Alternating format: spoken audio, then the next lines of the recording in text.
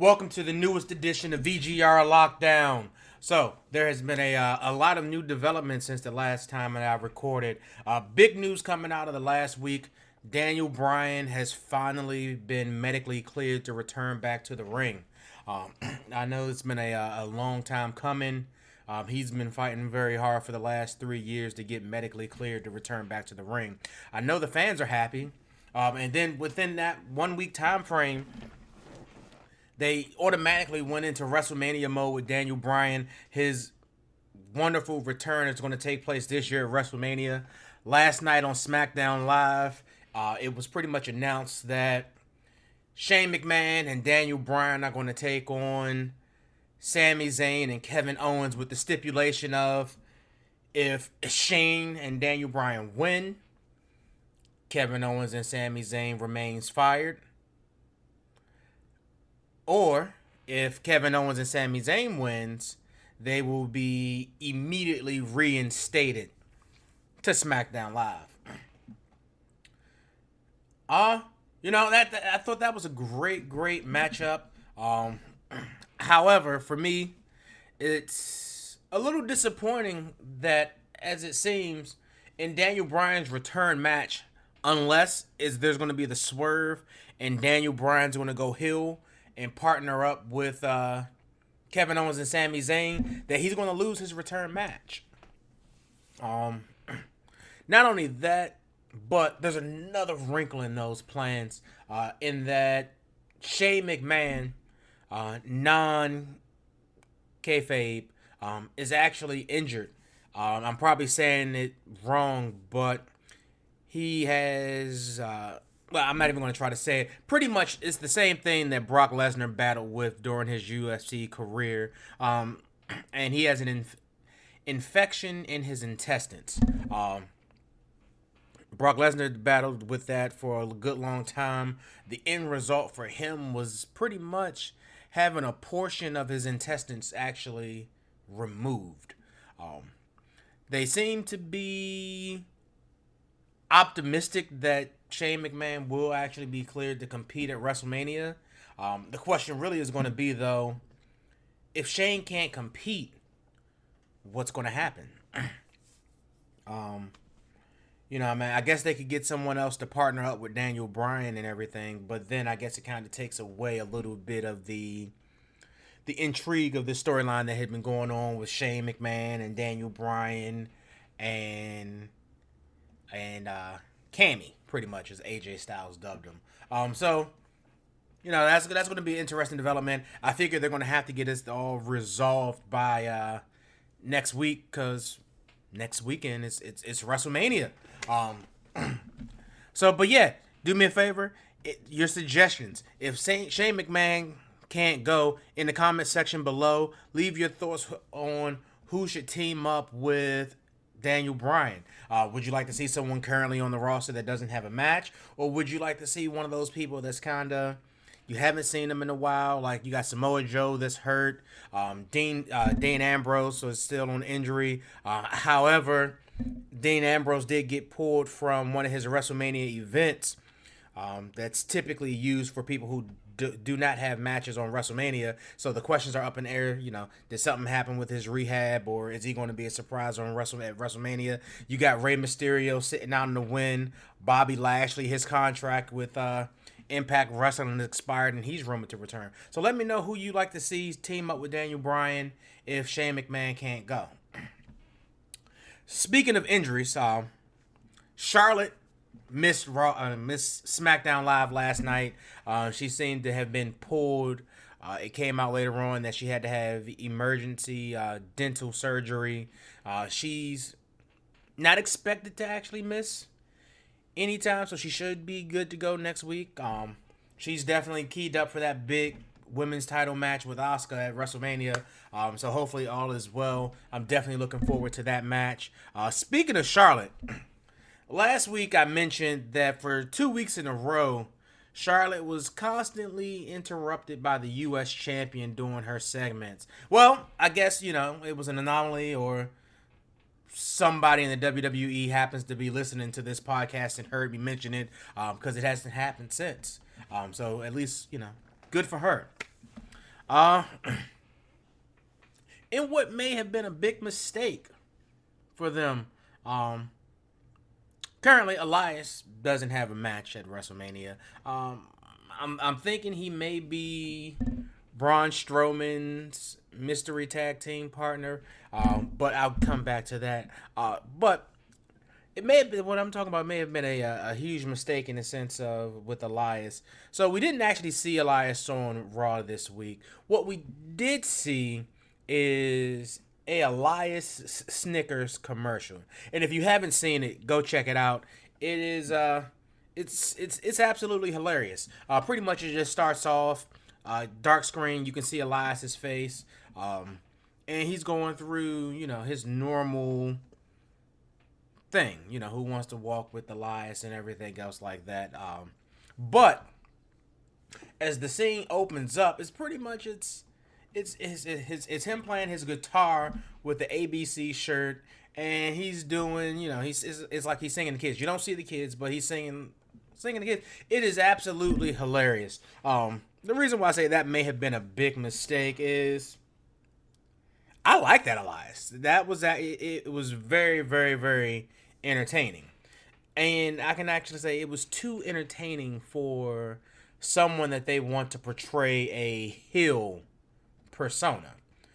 And as it seems, they might be writing themselves into that corner that they did with Rusev, where they allowed him to show too much charisma, which will definitely change the fans' perception of him. Because Rusev, despite the fact that he's been getting cheered and everything, they keep wanting to push that heel. They want him to be a heel. So they may have done the same thing with Elias now, where fans might want to see that out of him. But that'll be real interesting to see. But yeah, if you haven't seen Elias' Snickers commercial, definitely check that out. Since I was on the topic of Rusev, let's get into him. So, probably one of the most underutilized talents in what is supposed to be the land of opportunity is Rusev. We were 2 weeks removed from WrestleMania, where there were 2 SmackDown Lives removed from WrestleMania. That's including last night, and he hadn't had a match. Well, finally, that has been resolved. So they have added Rusev into the U.S. title match. Pretty much, for those that missed it last night, it was going to be Bobby Roode and Randy Orton versus Jinder Mahal and the Singh brother that's not hurt. And pretty much what ended up happening, that was a weak match on paper, and I'm glad they probably realized that, wow, yeah, this is pretty much a 2-on-1 handicap match, with it being Bobby Roode and Randy Orton versus Jinder Mahal. But that was rectified, and they pulled an injury angle saying that the Singh brother was hurt, and his replacement was none other than Rusev. And outcome of the match, Jinder Mahal and Rusev won, with Rusev getting the pinfall. What I actually liked is they might actually finally be realizing that, hey, we have a great thing going on with Rusev. He is naturally over. He's getting the fans behind them. And after the match was over, you had another segment where it was pretty much Jinder Mahal being excited, thanking Rusev for helping him out with that match. And when Jinder wins, Rusev is invited to the after party, and he was going to get him front row seats to WrestleMania. And Rusev, of course, in 100% babyface mode, pretty much just told Jinder Mahal that no, that's not needed. He has a better idea. He just pinned Randy Orton, the U.S. champion. He's going to go find Daniel Bryan to get into the U.S. title match, which is what ended up happening. But it was a fantastic babyface moment for him, and it seems like maybe finally they're just going to let Rusev be the babyface that he already is. Another awesome moment this week. They the slow burn of the Sasha Banks Bayley feud finally came to its conclusion, and Sasha Banks and Bayley got into an epic backstage brawl. I had, despite the fact that it was backstage, it was one of the better, probably the best brawl that I've seen between two female competitors on Raw in a very, very, very long time. The only disappointing part about the whole segment is that we're not going to get a one-on-one match between those two at WrestleMania. Instead, it's going to be regulated to the Women's Memorial Battle Royal, where I'm expecting the final two people are going to be Sasha Banks and Bayley. And maybe once they get all of the other, we didn't have anything else to do for you at WrestleMania women out of the match, that they let Sasha Banks and Bayley just battle for 10-15 minutes before an epic conclusion.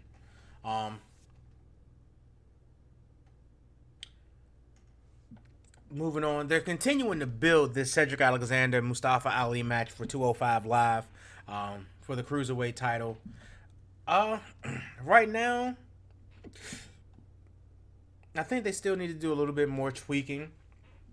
205 Live, if you guys haven't been watching ever since they brought in Drake Maverick as the GM, definitely check it out. Match quality. If you want to see good matches, check the show out. It's not like Raw. There's not a whole lot of storylines. It's pretty much match driven, which is great. But they're working their hardest to bring some interest back into this match. Luckily enough, they finally did the smart thing and actually bring 205 Live back on Monday Night Raw. Because pretty much they had been, during the whole tournament, they had been absent from Monday Night Raw. So their only exposure that they were getting was on 205 Live. So it was great to see them back on there and try to build some steam and momentum for this match that's going to be on WrestleMania. Hopefully they don't try to stick it on the pre-show and that it actually gets on the main card so they get that big spotlight. We're still rolling. We're still trying to resolve this whole, is Undertaker going to fight John Cena? Odds are, it's definitely going to happen. We still haven't seen anything from The Undertaker. Last week, well, actually, that's this week, John Cena fought Kane, which, of course, he won. But still, nothing from Undertaker. Kind of surprising being so close to WrestleMania that a marquee individual such as The Undertaker we haven't seen. So it's actually been kind of interesting. Big thing, though, is that I guess, and I'm hoping that if John Cena sticks around after WrestleMania, that it's a permanent change. But throughout this whole thing, John Cena has been very on the heel side of things. He's been, disrespectful, taunting, and everything for the Undertaker, towards the Undertaker, trying to get him to show up for a match at WrestleMania. But I'm loving it. I'm actually liking this change in character for John Cena, and I'm hoping that if he sticks around, that kind of stays with him, especially as he tries to go and break Ric Flair's world title record.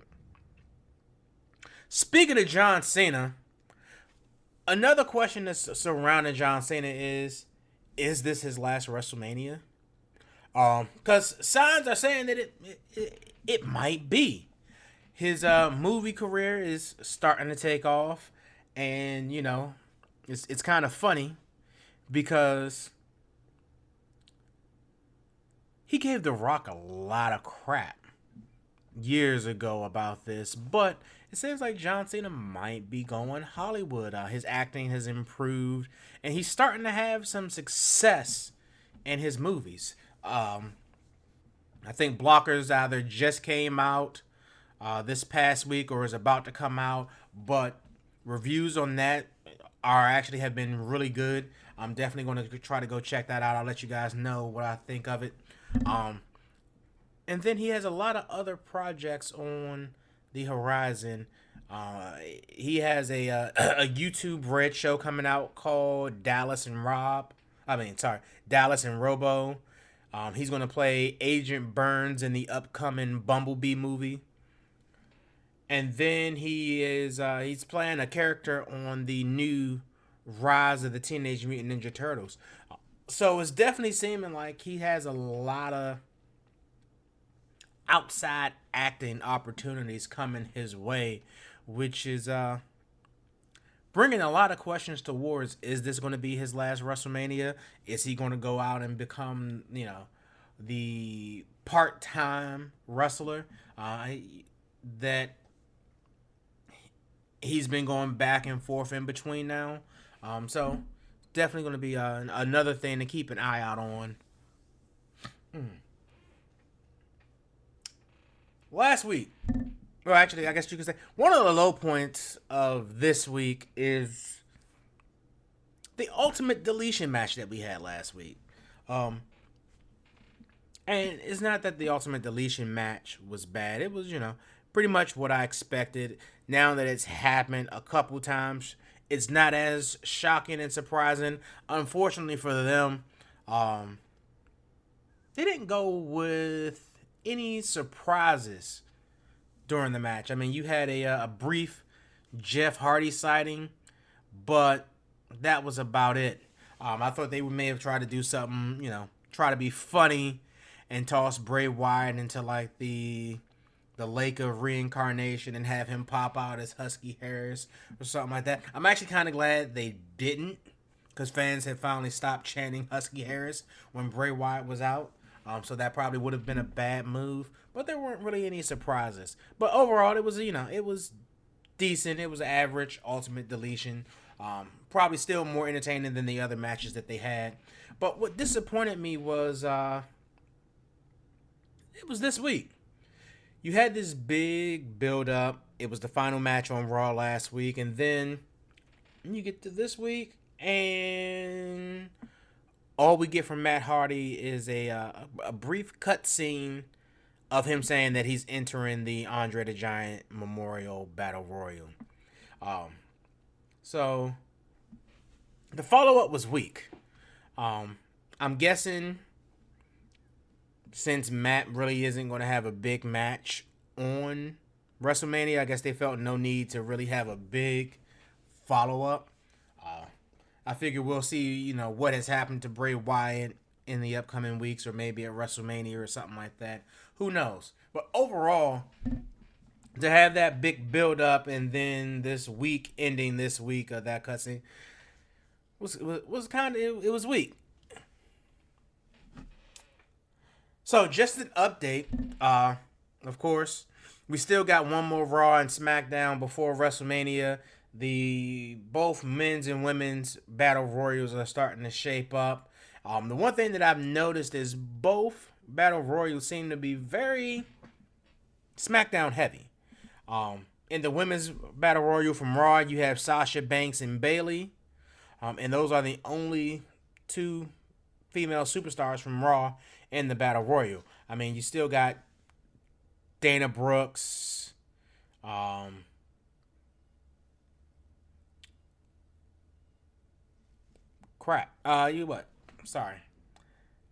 Dana Brooks, Alicia Fox, who actually may still be hurt, Mickie James, but I'm guessing Mickie James might be out there with Alexa Bliss.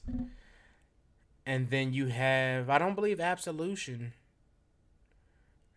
has declared declared to be in that match yet, which is actually kind of surprising.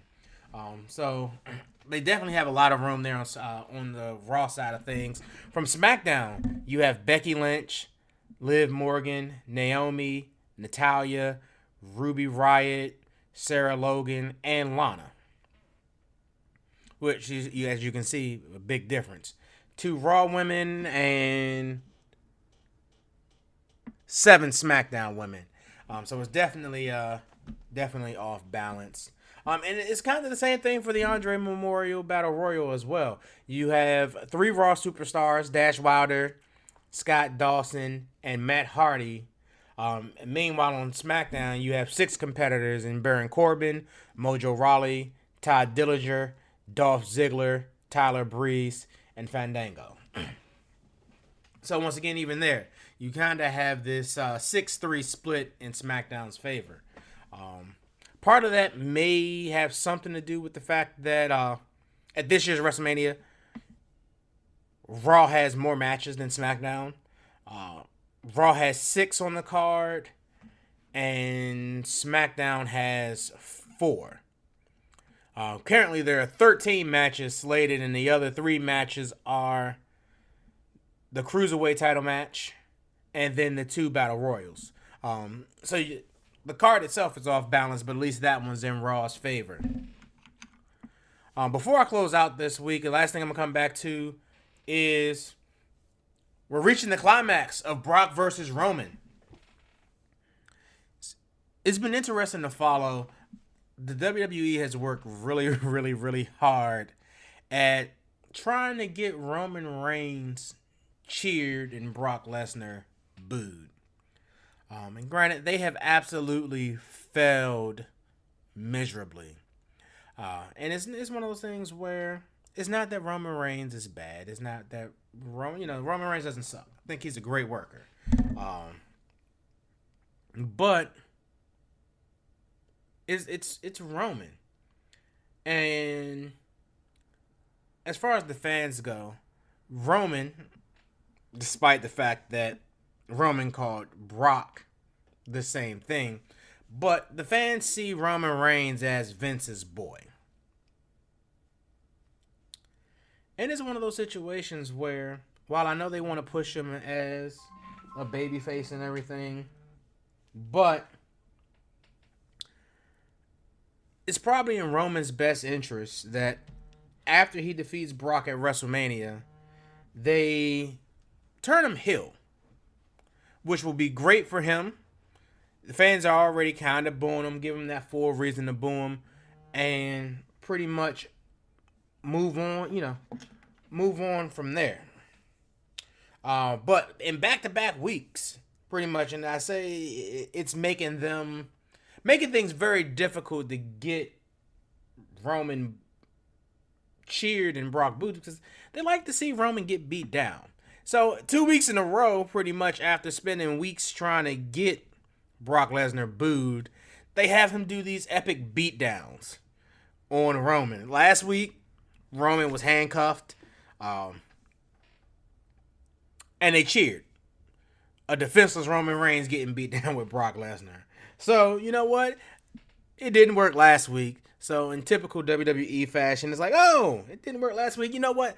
Let's try it again. And once again, the beatdown got cheered. They were still great beatdowns. It was still fun to watch. Got the fans interested in WrestleMania. I'm waiting to see, how they wrap this thing up next week on Monday to finish that final build towards the WrestleMania. Is Brock going to get, is Roman going to get a little retribution on Brock, or is it going to be another epic Brock Lesnar beating down Roman Reigns? But that's all for me this week. Thank you for joining me on another edition of VGR Lockdown. Don't forget, like us on Facebook, subscribe to us on YouTube. I'll catch you guys next week.